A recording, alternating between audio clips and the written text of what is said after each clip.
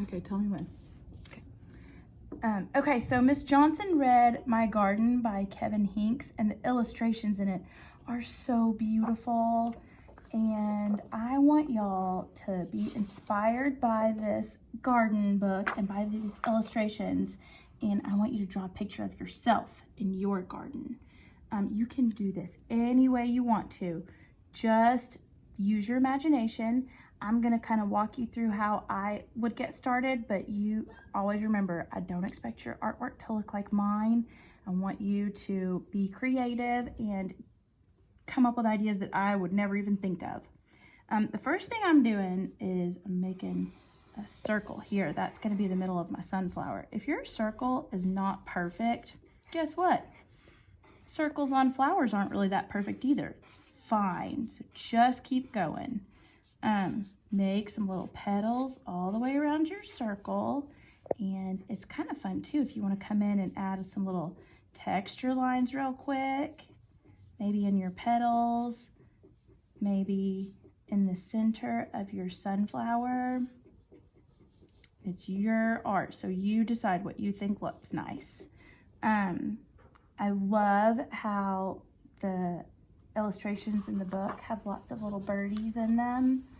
There's birds everywhere and they're so pretty. So birds are my favorite thing to draw too, and they're super easy. You just make a little circle, and then you make kind of a curved line here and a longer curved line back there. For your wing, I make a straight line and then a little bouncy bumpy line, and then the same thing back that way. Then I connect those two lines and make kind of a triangle and connect them with another bouncy line.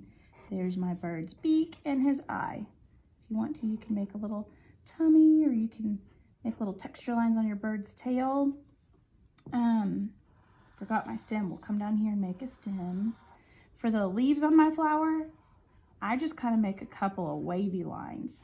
There's a wavy line, and there's a wavy line, and I'd be sure to connect them and then make a little line in the middle. I want to include lots and lots of little flowers along the ground, so I'm going to go ahead and do that now. That's super easy. I'm doing this in kind of a hurry, but y'all just make little circles and make little clouds around them, and you can just kind of scatter them along the ground any way you want to.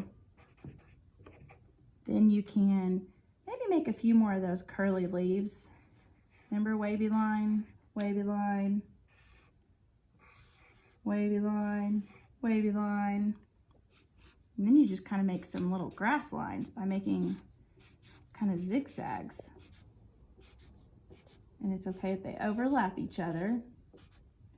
I'm doing this in Sharpie so that y'all can see all my lines well, but you can definitely do this in pencil too.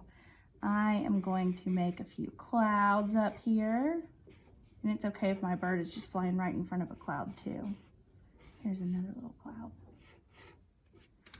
Okay, for your picture of yourself in your garden, this is how I do it. I start with a U, kind of like we did for our self-portraits.